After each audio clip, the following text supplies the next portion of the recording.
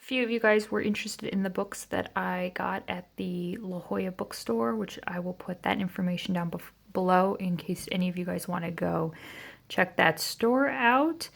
I'm going to do a quick flip through to show you guys more of the details in each of these books. So it kind of just gives a history of the styles and the designs of them.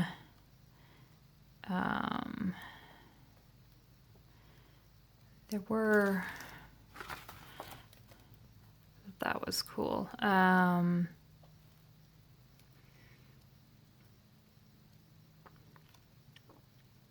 guess it kind of just more of a history of anything, but interesting and educational, all the least.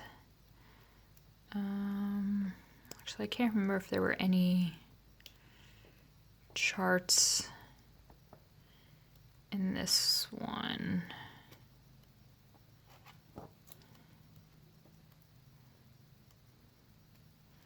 But as Arlene says, you can't have too many books.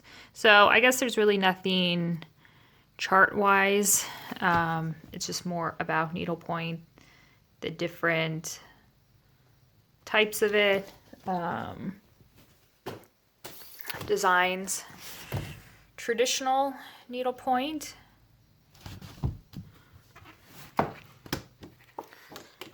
right, let's see. This one I really like because it shows different finishings in the back and the different stitches. It's kind of like if you've never done needlepoint or cross stitch before. It says like how you figure out fabric count. And this one has a few charts in it.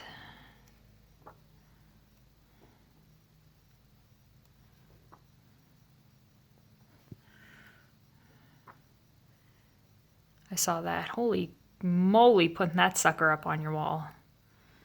But again, you could just use these and just take snippets of them and make them into ornaments. Butterflies. I thought those were kind of cool.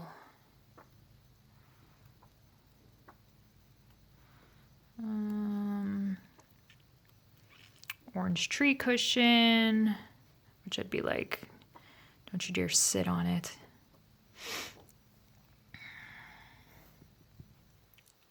How to make a cherub, antique sofa. So it kind of just takes, what tapestry has been on or cross stitch, and then kind of goes through the history of it as well. This Beath and Sheldon tapestry.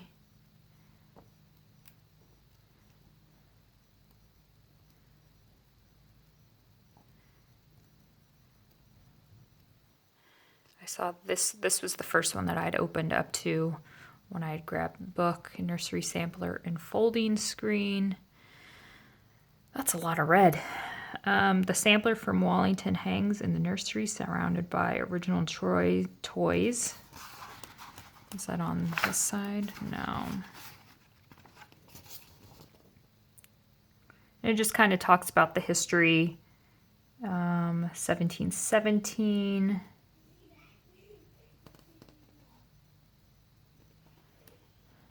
A couple of the meanings from each of the motifs. So that is traditional needlepoint. Beth Russell's traditional needlepoint.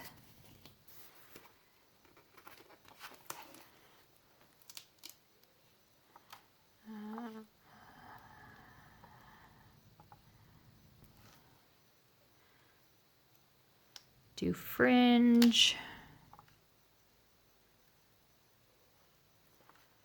More of the, I guess, specialty stitches. Square scroll frame. So again, it's the same thing with charts and materials and needles, kind of, you know, everything that you would need to start off. I kind of like that these are in color.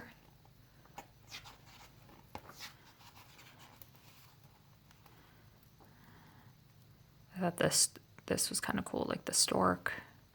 You can dark it up. Rabbit's rug. Owls. I want to do 4 of them. Just pick one.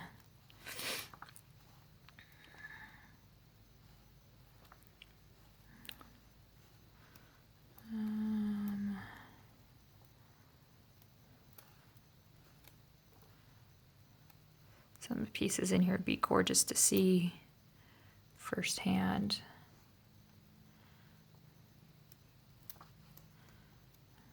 And then what's cool, it's like, you know, not only do you have what the design is, but it gives background on the piece. Maybe where the original idea came from. Flower pot pillow.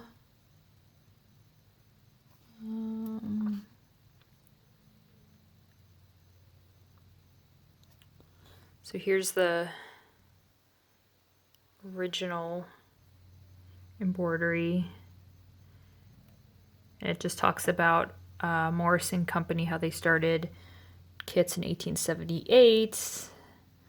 The fabric, they included the threads.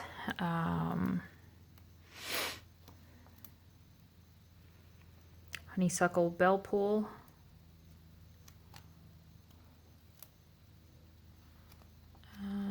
So yeah, it's kind of how this book is. And of course, got each of these for $1, so a total steal. And these were definitely not outside in the area when I went a couple months ago. So it's nice that they keep bringing in new needlepoint cross-stitch charts. Flowers, birds, and unicorns, medieval needlepoint.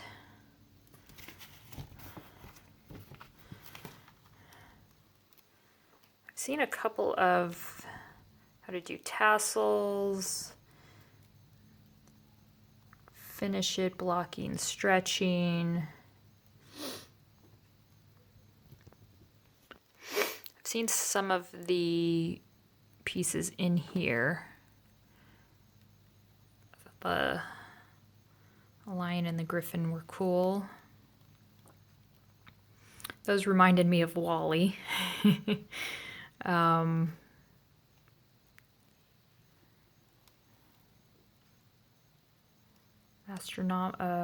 Astrological signs.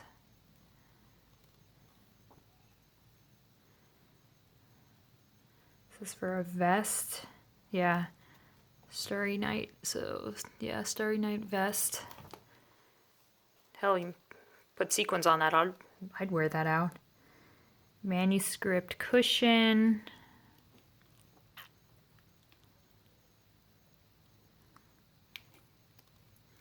Now, obviously, if I would do any of these, I'd have to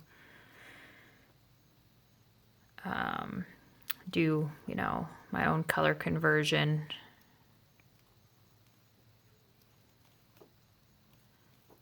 That's kind of the nice thing. You can pick your own colors.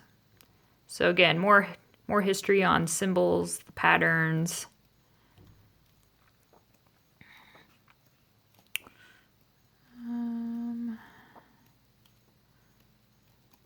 There's one in here specifically. Oh, I came across that. So this is Needlepoint of La Jolla. And looks like a receipt for what this lady had bought. So maybe she was gonna stitch something out of this book. Who knows? Unicorn cushion.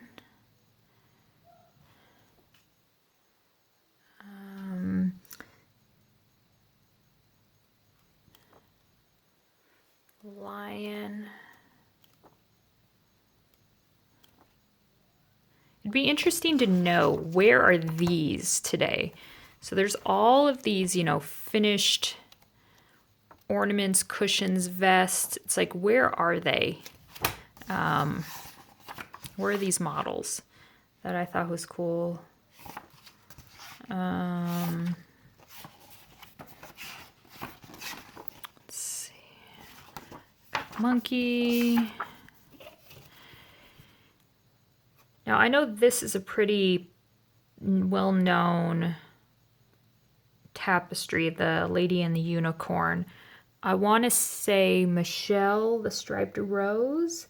She has this or a version of it hanging above her fireplace. I'm not exactly sure. And then an Itch to Stitch. I believe she showed a porcelain figurine representing the Lady and the Unicorn.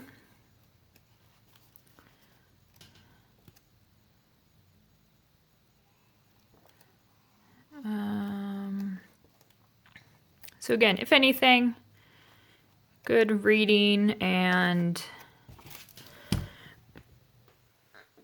coffee table books. I'll just be adding all of these to my collection. I'll put all of the information of the books down below, including the bookstore in La Jolla that I got these from. If you guys have any further questions, let me know.